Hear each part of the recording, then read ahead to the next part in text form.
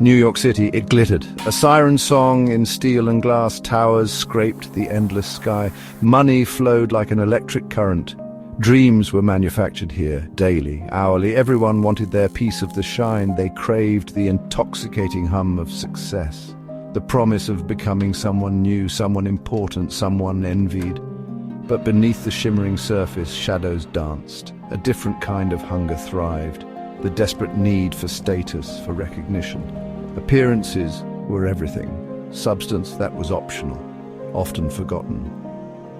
Image was the currency that truly mattered. Facades were carefully constructed, meticulously maintained. Few bothered to look too closely, too busy chasing their own illusions, or perhaps they preferred the beautiful lie. The city itself was a grand stage, its inhabitants actors in a play of their own making. Lines between reality and performance blurred, vanished.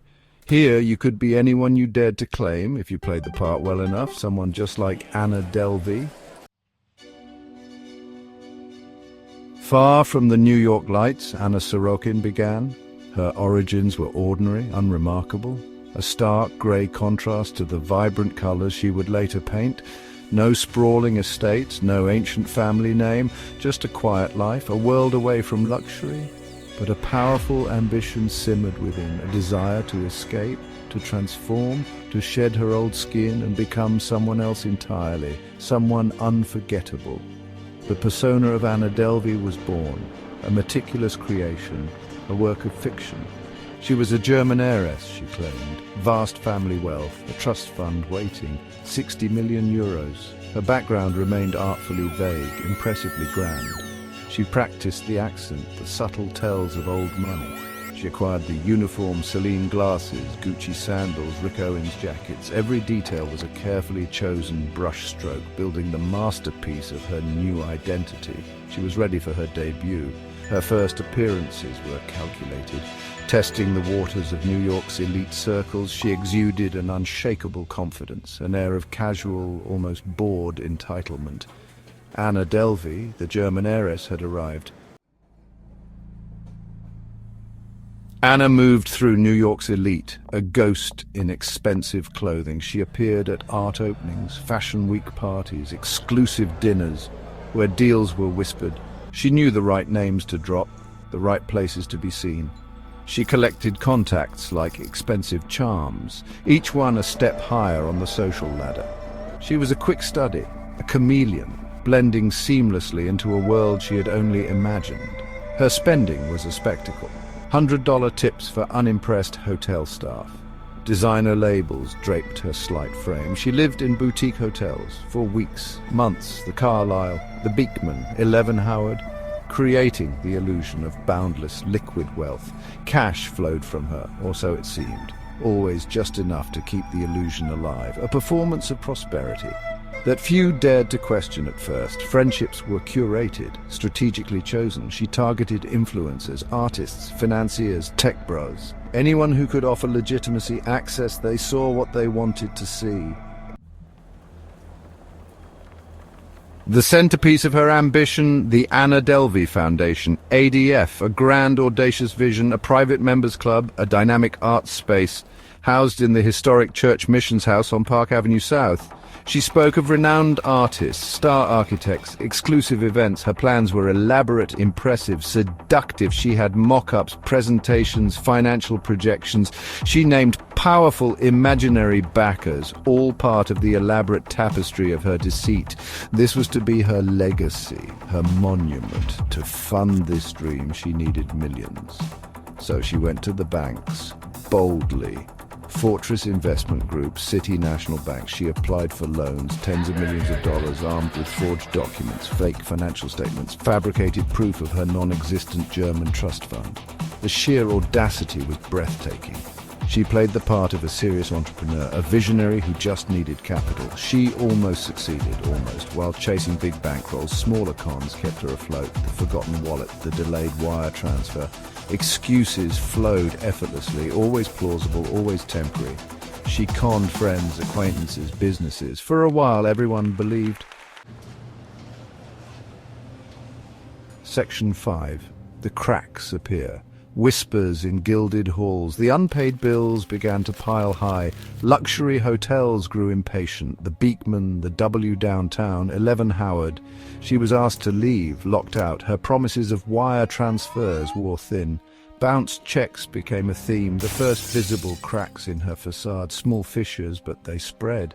The image started to fray, doubt began to creep in. Friends grew wary, constant requests for money, stories contradicted each other. Explanations became frantic, nonchalance replaced by tension. Unease settled around her, closest to her began to whisper. Was Anna Delvey truly who she claimed to be? Her demeanor shifted. The pressure was immense. She became desperate. The mask began to slip, revealing the strain beneath. The whispers grew louder. Section 6, Marrakesh, the unraveling of a ruse, the trip to Morocco, a grand gesture, La Mamounia Hotel, pure, unadulterated luxury. This was meant to be another display of her limitless wealth. A lavish experience for her friends, a personal trainer, a filmmaker, a photographer, all expenses paid by Anna Delvey, of course, or so they thought. It was a high-stakes gamble, an attempt to reinforce her image, to silence the growing doubts, but the Moroccan dream quickly turned into a nightmare. The hotel demanded payment. Anna stalled. Her cards were declined, one after another. Excuses were made, promises of wires that never arrived. The hotel staff grew increasingly insistent. Panic began to set in. Her friend Rachel Deloche-Williams, a Vanity Fair photo editor, was pressured. She put the entire $62,000 bill on her personal and work credit cards, a devastating act of trust and a profound betrayal. Anna swore she would repay her immediately. Anna's inability to cover the Marrakesh expenses was a critical blow. Her usual charm and evasiveness failed her. The promises of repayment to Rachel stretched on for months. Endless texts, endless empty assurances. Section 7, the fall from grace, from penthouse to prison.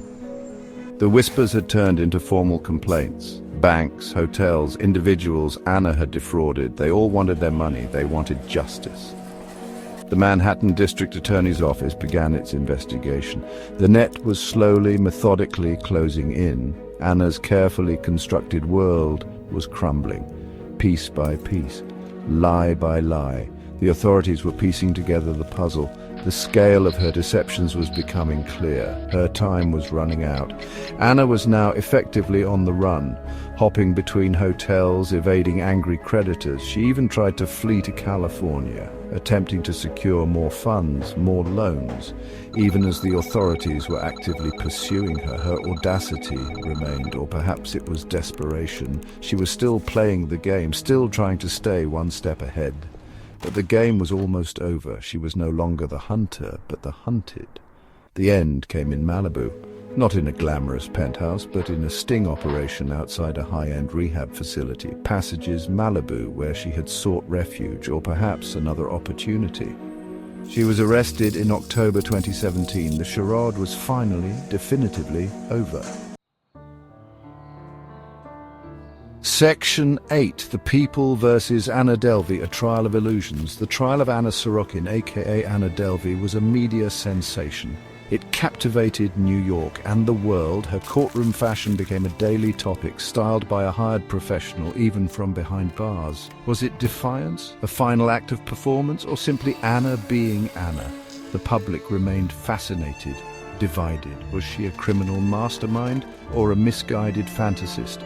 The courtroom became another stage for her story, and everyone was watching. The prosecution laid out its case. Methodically, witness after witness testified, bankers, hoteliers, former friends like Rachel Williams. They detailed the lies, the forged documents, the unpaid debts. The sheer scale of her deception was staggering. Hundreds of thousands of dollars stolen through charm, through audacity, through sheer nerve.